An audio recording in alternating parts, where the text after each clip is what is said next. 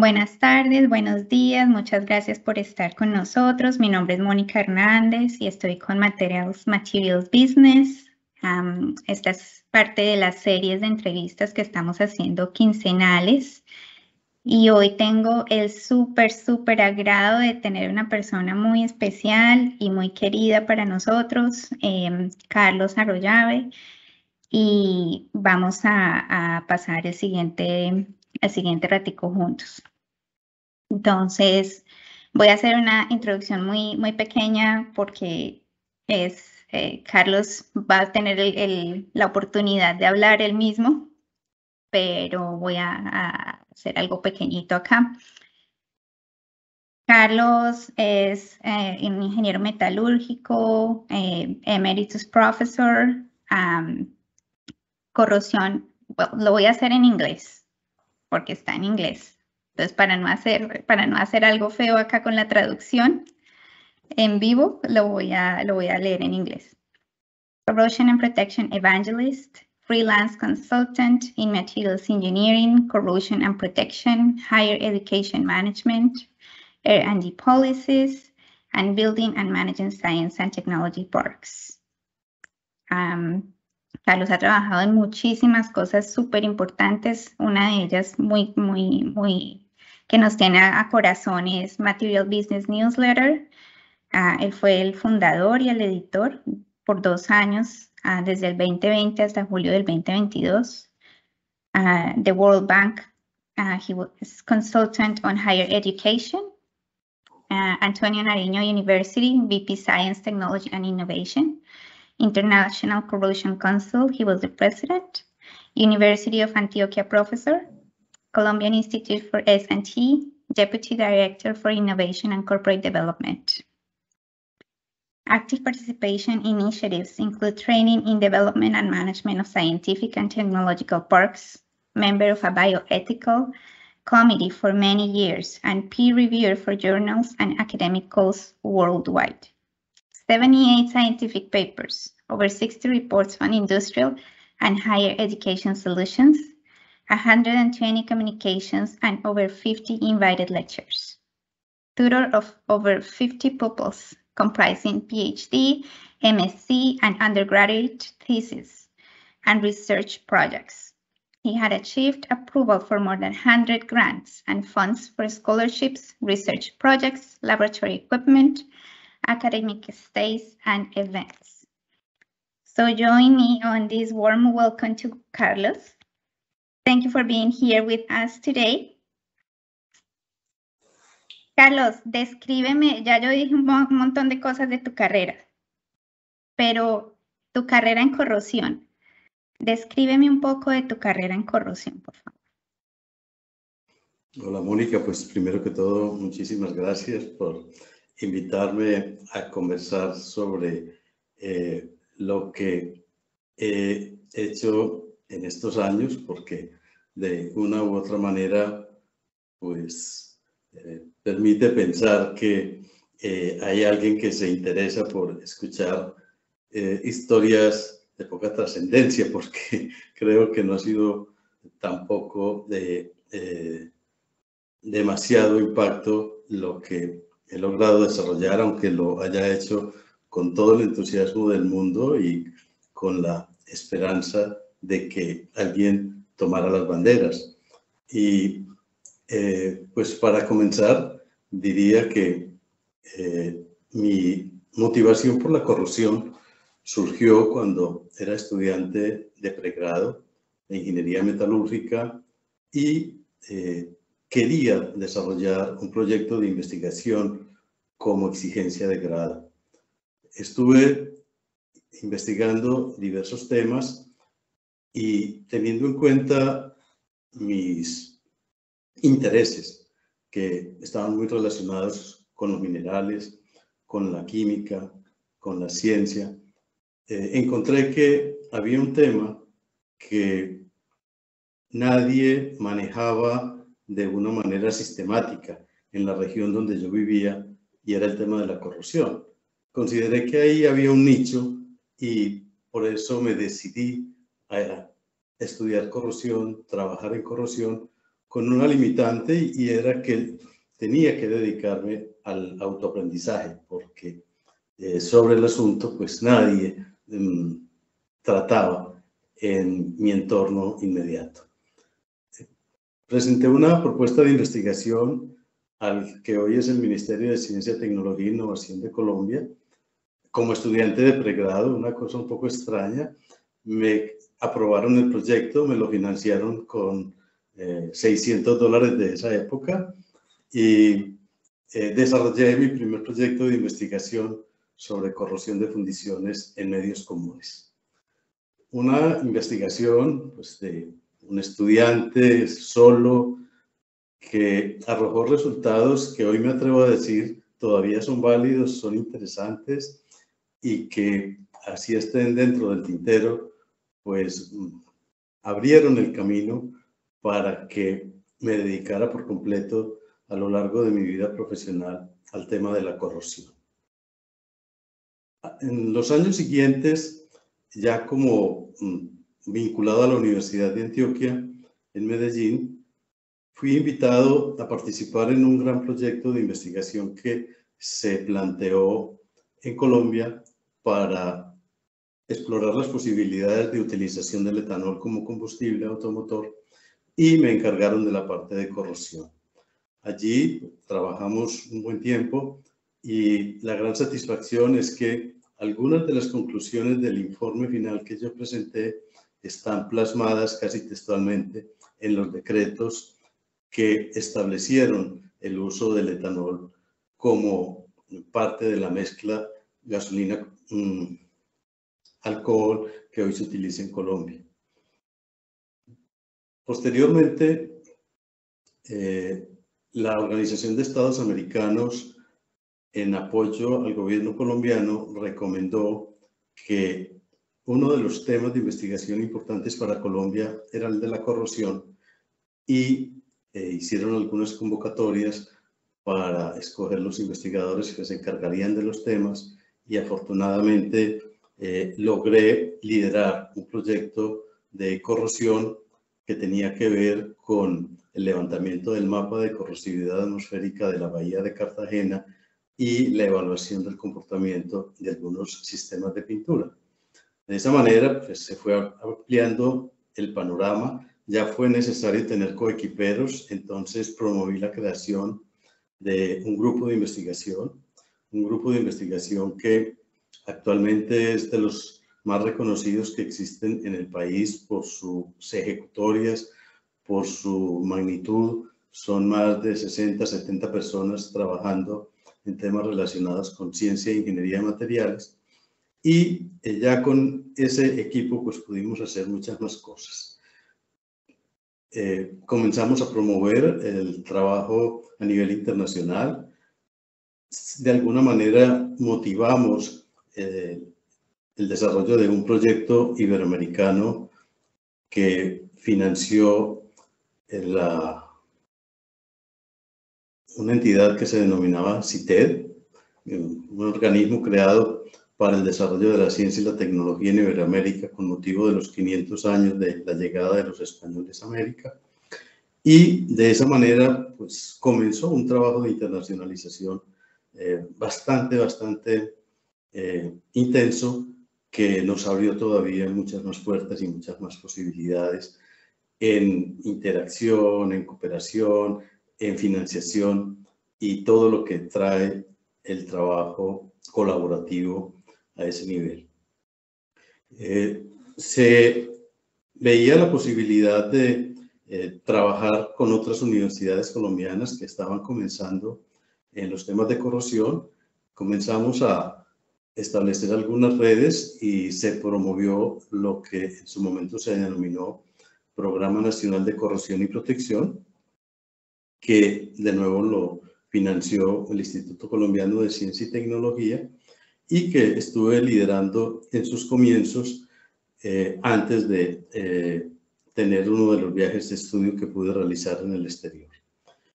De manera análoga comenzamos acercamientos con otras instituciones internacionales como el International Corrosion Council y fuimos promoviendo actividades internas como la organización de reuniones de corrosionistas hasta que finalmente logramos organizar el primer Congreso Colombiano de Corrosión y Protección. Se dio inicio a una serie de congresos, fácilmente se han organizado del orden de 20 congresos y se fue viendo cómo de 3 o 4 personas que trabajaban en corrosión en el país, pues hubo un momento en que en los congresos asistían 300, 400, 500 personas. Fruto del trabajo de mucha gente que fue sumando esfuerzos y que fue vendiendo la idea de que los temas de la corrosión y la protección eran importantes. En la búsqueda de interacción con diferentes organizaciones, pues logré fortalecer de un lado la Asociación Colombiana de Corrosión y Protección, de la cual fui presidente. Luego, pues nos integramos a la Asociación Iberoamericana de Corrosión y Protección, ahí también ocupé la presidencia. Y finalmente, en el International Corrosion Council, del cual fui representante colombiano durante un tiempo significativo, pues también llegué a ocupar la presidencia entre los años 2015 y 2017. Todo esto, pues, acompañado de una interacción muy fuerte, en la medida de lo que fuera posible, con el sector empresarial y con el sector estatal, pero en particular con el empresariado, por reconocer que es el sector donde realmente se tienen las grandes necesidades de protección anticorrosiva.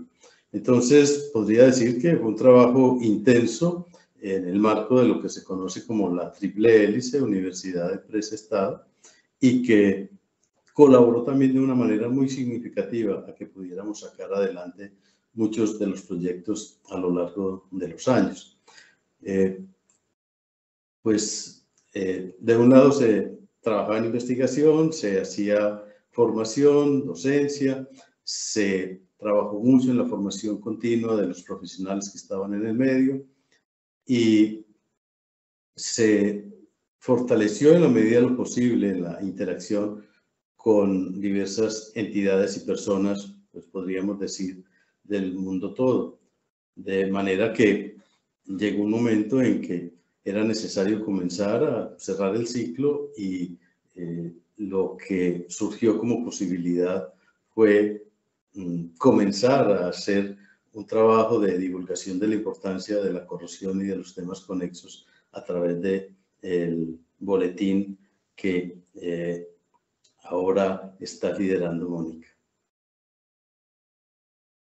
Carlos, muchísimas gracias. Escuchándote hablar, yo creo que debemos tener unas 10 entrevistas más para poder aprender muchas cosas de ti. La siguiente pregunta que yo te iba a hacer, yo creo que ya la respondiste. ¿Por qué te llaman el padre de la corrosión en Colombia? Y yo creo, escuchando todo lo que nos acabas de contar, que efectivamente fue de tu persona que salieron muchas iniciativas que permiten que el país esté en la posición en la que está respecto de la corrosión. ¿Tú qué opinas? Bueno, de alguna manera está respondida. De pronto hay algunos detalles un poco más particulares porque, como decía ahora, en la región, en el departamento de Antioquia, en Colombia, no había personas dedicadas al trabajo profesional en torno a la corrosión, ni en la industria, ni en la academia, mucho menos en el Estado. Y cuando me dediqué a trabajar en el tema, consideré importante encontrar pares. Comencé a buscar y después de cierto tiempo supe que en la Universidad Industrial de Santander en Bucaramanga había 2 profesores, uno de ellos, José Yebrail Díaz, que había hecho su doctorado en protección catódica en la Universidad de Manchester, en ese entonces el UMIS, y un profesor que había hecho su maestría en inhibidores en la Universidad de Lehigh. Entonces, organicé viaje para Bucaramanga a conocerlos, me reuní con ellos, había en ese momento un recién egresado de la Universidad Industrial de Santander que estaba también trabajando en corrosión, que era el profesor Custodio Vázquez, y ellos me contaron que había un profesor de la Nacional de Bogotá que tocaba el tema de la corrosión. Entonces me fui para Bogotá, me encontré con el profesor José Joaquín Fonseca, que trabajaba en temas de corrosión, y tenía un alumno que se llamaba en este momento se me escapa el nombre. Entonces, en unos 2 o 3 años, yo sabía que en Colombia había 4 o 5 personas que trabajaban en corrosión. Un día, en un restaurante de una carretera, me encontré a un señor y conversamos y me contó que era recién pensionado de Ecopetrol, que Ecopetrol lo había formado como técnico de protección catódica y que había decidido crear una empresa. Yo creo que fue la primera empresa de asesoría y consultoría en corrosión que hubo en Colombia. Es posible que esté muy equivocado, pero yo nunca tuve ningún otro registro. Y ahí comienza a aparecer, yo diría, la ingeniería de la corrosión en Colombia propiamente dicha, porque en la universidad hacíamos fundamentalmente investigación. En Colciencias, la única persona que en los primeros años de apoyo a los proyectos de corrosión aparecía era yo. Y allá fue donde comenzaron a decirme el papá de la corrosión.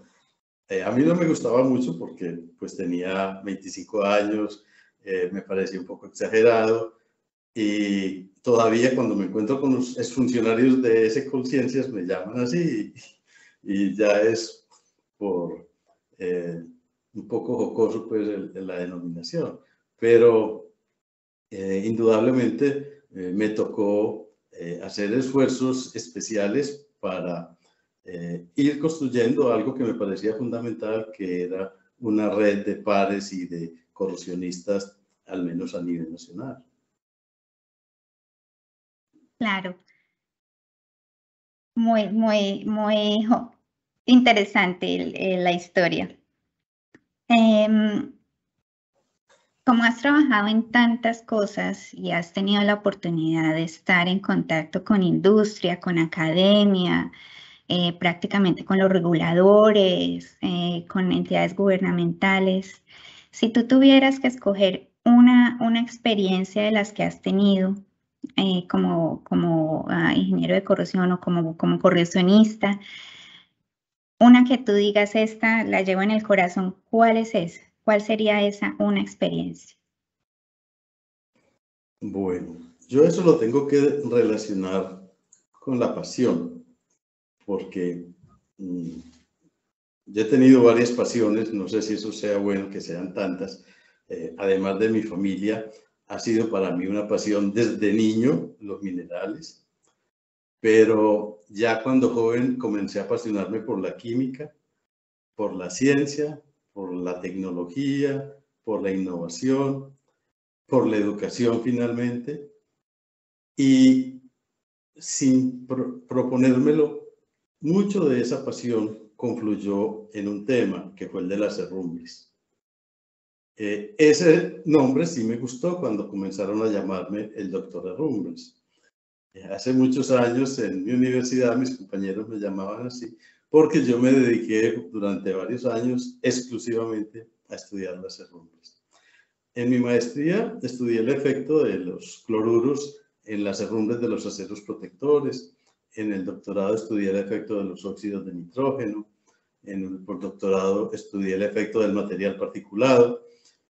Y profundicé en la medida de lo posible en el estudio de los óxidos de hierro, buscando las potencialidades tan gigantes que se insinuaban frente a los retos de protección anticorrosiva que se tienen en el uso como herrumbres protectoras, como compuestos de pinturas y otras aplicaciones que se estuvieron explorando, inclusive algunas no relacionadas con los temas de corrosión y protección.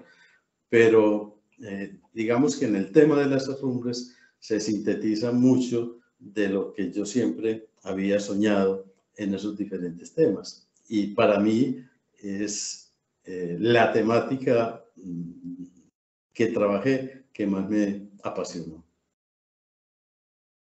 Excelente, muchísimas gracias.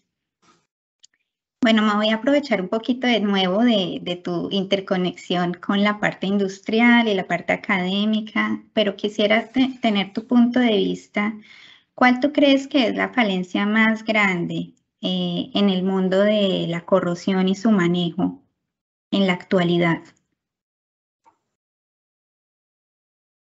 Bueno, yo divido la respuesta como en dos aspectos. Desde el punto de vista de los corrosionistas, propiamente dicho, y hablando tal vez de responsabilidades, yo diría que una gran falencia y que evidentemente hay manera de suplirla con facilidad, es que el trabajo normalmente es monodisciplinar, el enfrentamiento de los retos y de los problemas que normalmente son complejos, se trata de simplificar para poderlo resolver, de manera que desde una sola mirada, una sola óptica, se le encuentre una solución y pues se presente esa incoherencia de que un problema complejo trata de resolverse de una manera simplificada. Entonces, el tema monodisciplinar para mí ha sido una limitante y lo he experimentado a lo largo de la carrera cuando he tenido equipos enriquecidos por miradas múltiples de diferentes orígenes, diferentes escuelas, diferentes formaciones, lo que se genera es muy rico y se pueden resolver los problemas con mucha mayor calidad. Y por fuera del entorno de los corrosionistas, porque me parece que simplemente respecto al tema tenemos que resolver, tenemos que responder, está lo relacionado con la economía que nos ha tocado vivir. Una economía en la que lo único que interesa es maximizar las ganancias en los menores tiempos posibles, dejando de lado aspectos relacionados con el empobrecimiento ambiental, con la posibilidad de enriquecimiento social, aspectos que hoy nos está reclamando el mundo, la sociedad en general, y que han llevado a que siga siendo fuerte la idea de que con la corrupción hay que vivir. Me parece que esa idea, ese concepto de que la corrupción es inevitable, le hace bastante daño a la sociedad, a la humanidad, a las empresas, y que tiene mucho que ver con lo que podría ser una ingeniería económica aplicada a la ingeniería de corrosión de una manera inadecuada. Me parece que ese es el principal problema que tenemos. ¿Cuál es el resultado? Que si en 1949 el estudio de Ulick decía que el costo de la corrosión en los Estados Unidos era de 2 o 2,5% del PIB, hoy hablamos de que es el 3 o el 3,5%, y eso es inaudito porque llevamos 60 años tratando de luchar para que eso disminuya.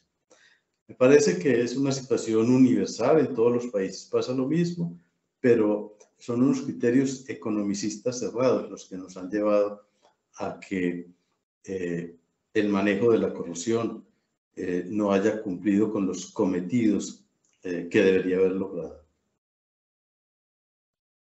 Es un interesante punto de vista y efectivamente, por ejemplo, el reporte que publicamos en Canadá acerca del costo de la corrosión es aproximadamente eso, 3,5 del PIB del país, lo cual son costos astronómicos.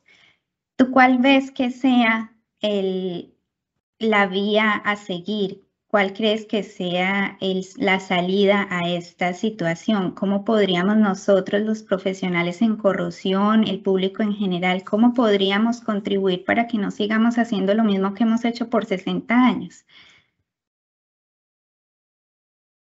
Lo primero que se me ocurre es ese trabajo de concientización de la sociedad en general sobre la importancia que hoy tiene, muy superior a la que ha tenido y la que va a tener, el tema de la corrupción y la protección frente a asuntos tan graves como los riesgos de la sostenibilidad, los riesgos de la descomposición social generalizada, que tienen que ver con la dificultad cada vez mayor de acceso a los materiales por sus costos y por su escasez, y temas que de una u otra manera están sumando para que nos estemos enfrentando a unos retos nunca vividos por la humanidad.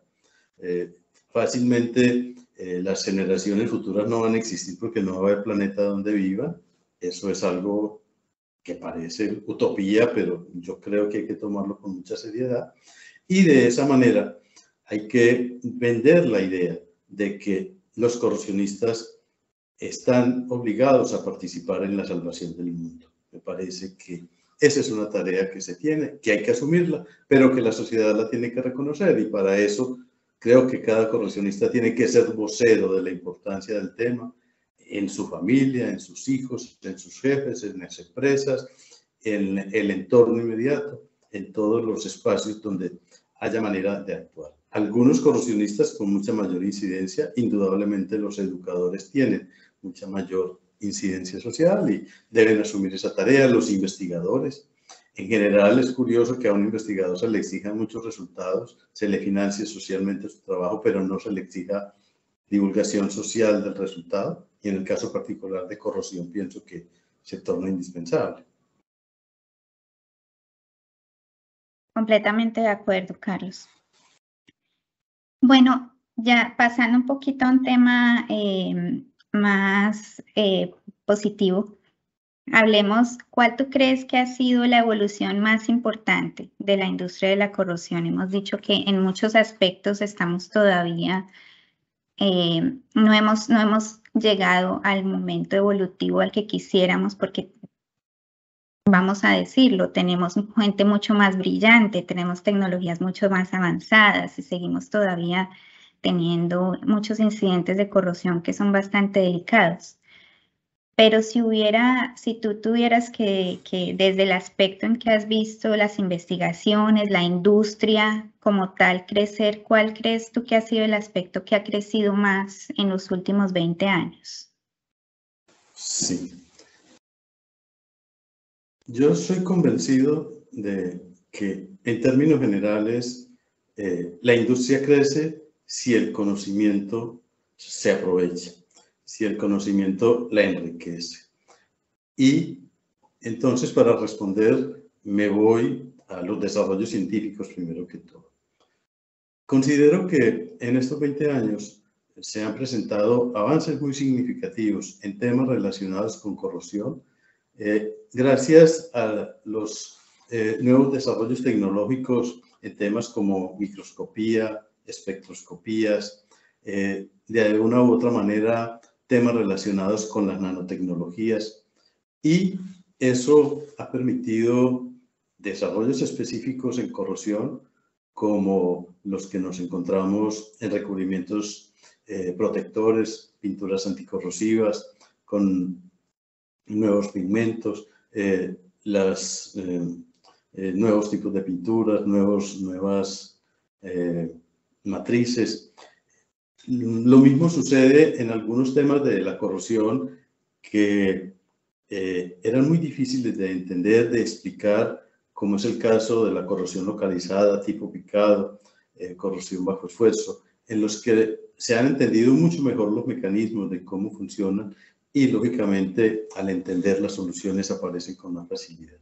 Entonces, en términos generales, yo diría que los aspectos de la corrosión más cercanos a la ciencia básica se han visto muy favorecidos con los desarrollos científicos de los últimos años. algunos aspectos de la corrosión son un poco más lejanos, más ingenieriles, todavía más de la experiencia, de la práctica, y de pronto son muy parecidos a lo que se hacía 20 años, pero en temas como el desarrollo de nuevas aleaciones, por ejemplo, que tienen mucho que ver con nanotecnología, corrosión localizada y recubrimientos protectores, se han dado avances significativos. Yo diría que un ejemplo es el cambio tan grande que se ha sucedido en los aceros de carrocerías de vehículos.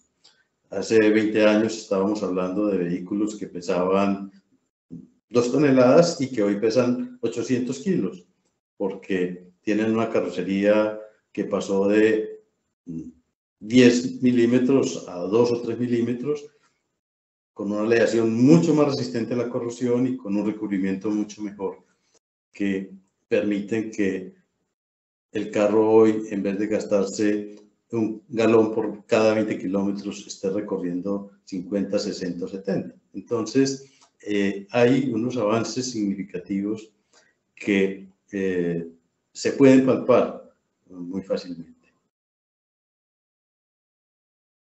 Muchísimas gracias. Bueno, cambiando un poquito de tema hacia la parte de mentorado y de soporte, tú has sido el guía de muchísimas personas. Creo que leí en tu biografía muchísimas revisiones de papers y ayudado a muchísimas alumnos, tanto en la academia como afuera de la academia. ¿Cuál es tu mayor motivación para ayudar a los jóvenes? ¿Cuál es esa pasión que te invita a poder seguir empujando esa área para empoderar prácticamente a los jóvenes a que tengan y sigan en este camino de corrosión y ayudando en este camino que estamos creando? Sí. Pues diría que repetiría lo del principio. Una de mis pasiones y que fue apareciendo en el tiempo fue el de la educación, y entonces decidí apostarle al máximo a mi papel en la educación, y eso tiene que ver con el hecho de que me encantara ser tutor de todo el que se dejara. Y por otro lado, estoy convencido de que la educación es esencial para la transformación del mundo, para la transformación de la sociedad. Entonces, no tengo duda de que todo lo que pueda hacer por la educación que esté a mi alcance, lo trataré de hacer, con una mirada de pronto un poco paternalista, y puede ser mal hecho verlo así, pero definitivamente mis mayores satisfacciones las he tenido a través de los logros de las personas a las que yo he acompañado. De manera que mientras más grande sea la realización de uno de mis exalumnos, de alguien que yo logré acompañar, pues más satisfecho me siento. Me parece que es la manera de uno realizarse mucho más allá de lo que uno puede hacer, porque los otros lo pueden hacer mejor, pero uno se siente copartícipe en alguna medida de esos logros. Para mí ha sido sumamente satisfactorio ver muchas personas de la industria, que han pasado por la academia, por mis manos, por mi laboratorio, haciendo cosas de mucha trascendencia para la sociedad y para las empresas a las cuales trabajan. Ese es como el gran propósito, teniendo muy presente que antes que corrosionistas, siempre he procurado que sean personas, que sean buenas personas para que sean buenos corrosionistas. Me parece que son condición sine qua non. Y pues vivo feliz de tener tantas personas en el mundo haciendo cosas muy importantes y que algún día dijeron que me habían escuchado algo, así no sea muy cierto, pero es de mis grandes satisfacciones, sí. Definitivamente te ganas el sobrenombre del padre de la corrupción por otros muchos más aspectos. Muchísimas gracias. Vamos a preguntarte algo ahora un poco de ti mismo. Si tú pudieras viajar en el tiempo, Carlos, y hablarte a ti mismo, ¿tú qué te dirías a ti mismo hace 20 años? Bueno, esa pregunta es muy difícil. Bueno, yo creo que lo primero es que tratar de hacer las cosas bien paga, vale la pena. Y estoy convencido de que siempre hay que procurar hacer las cosas bien. Eso tiene muchos significados, pero tampoco me quiero extender al respecto y simplemente quedarme con esa declaración de principio que me permite decir, puedo hacer esas cosas bien, dedicado a trabajar en corrosión y protección, puedo hacer cosas de mucho impacto trabajando en la temática y vale la pena volver a retomar ese camino si fuera ese momento en el que estuviera considerando la situación. Creo que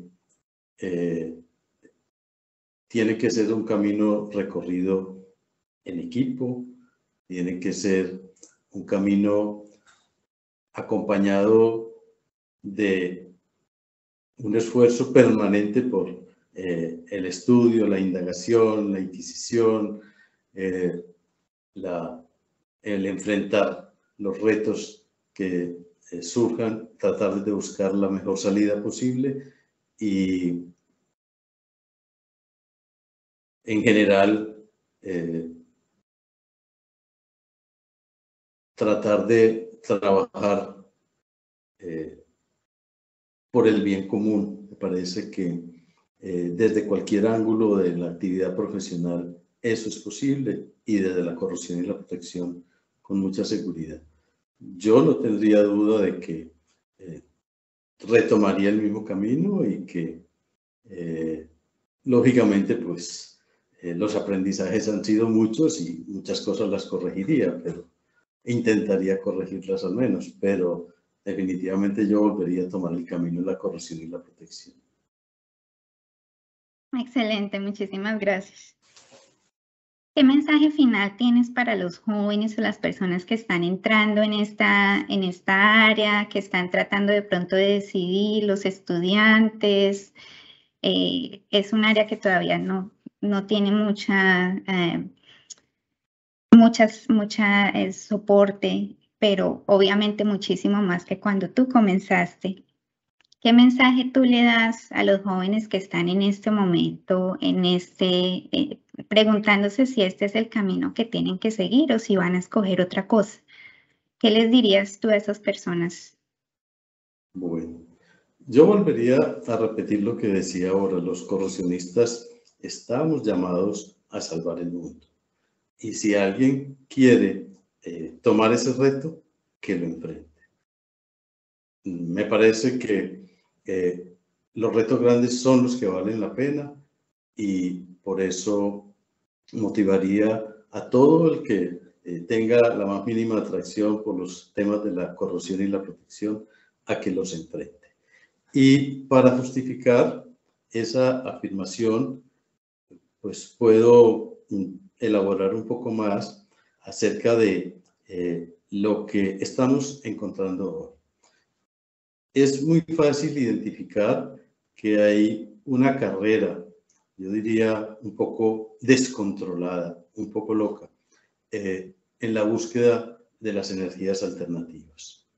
Y nos encontramos con que las atmósferas están cambiando, los agentes corrosivos están evolucionando, los problemas de corrosión atmosférica que están apareciendo eran desconocidos, las turbinas eólicas los están sufriendo, las turbinas mareomotrices están siendo severamente atacadas por la corrosión marina y los grandes limitantes de la energía mareomotriz son los problemas de corrosión.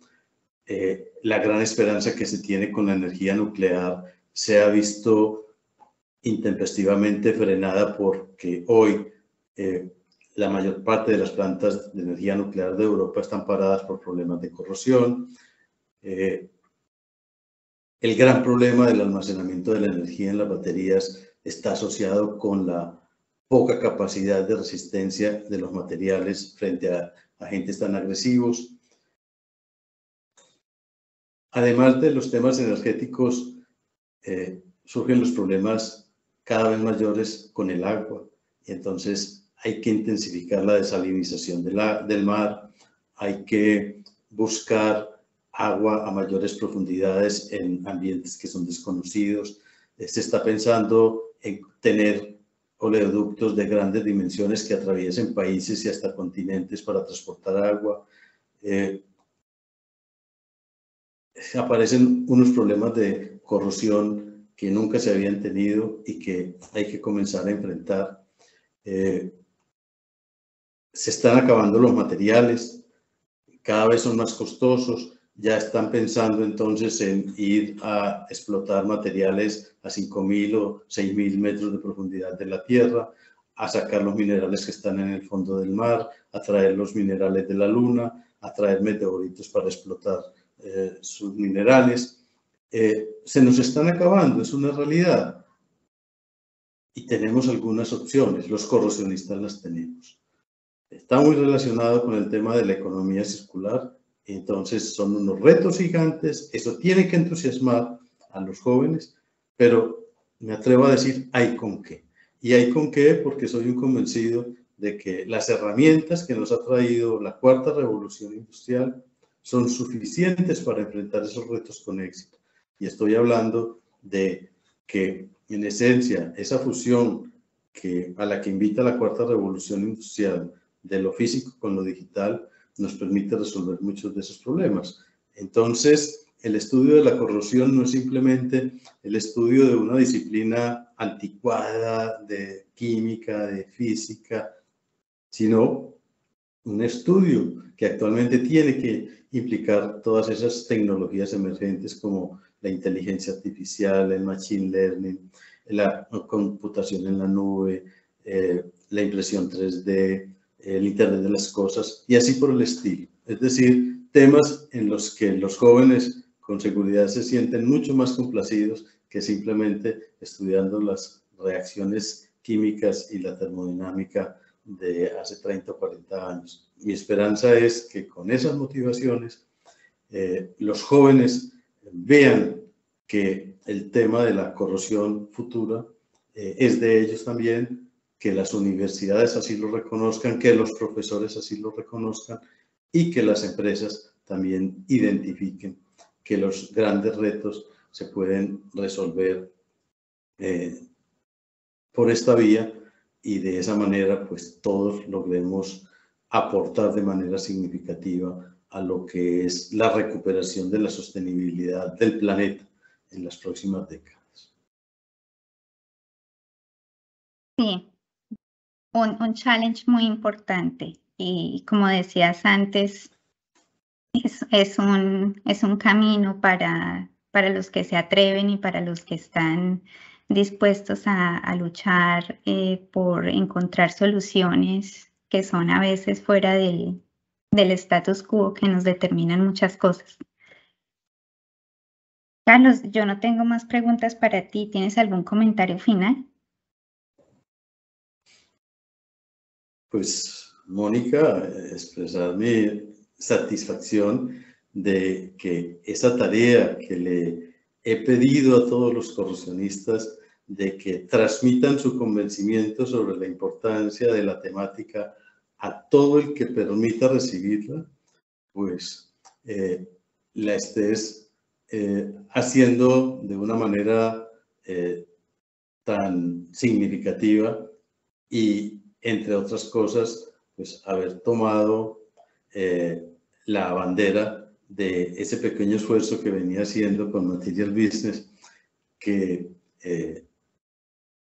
pues era una manera de plasmar ese convencimiento, pero que de nuevo, como decía ahora, si alguien lo toma y lo sigue y lo mejora, pues yo quedo mucho más satisfecho todavía.